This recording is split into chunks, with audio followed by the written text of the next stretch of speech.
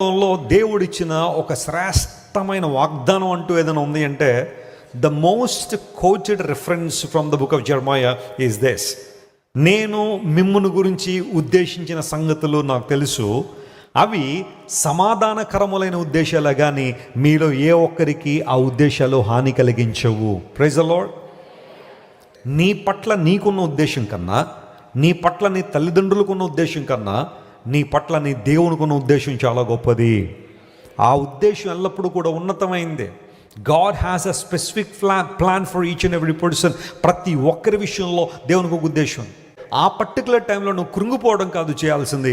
నువ్వు చెప్పాల్సిన మాట ఏంటో తెలుసా? My God has a plan for me. నా పట్ల నా దేవునికి ఒక ఉద్దేశం ఉంది అని నిన్ను నువ్వు ప్రోత్సహించుకోగలిగితే దేవుని కార్యాలు స్పష్టంగా నీ జీవితంలో జరుగుతాయి. అందును బట్టి దేవుడు ఉద్దేశించినది ఏది కూడా ఏం కాదట, నిష్ఫలం కానేరద. దేవునికి నీ జీవితాన్ని అప్పగిస్తే నిన్ను ఆపగలిగేవారు ఎవరు లేరు. దేవుని మన స్తోత్రం కలుగునుగా. That's what the Lord says. Jeremiah 29:11, God has a plan that will prosper you.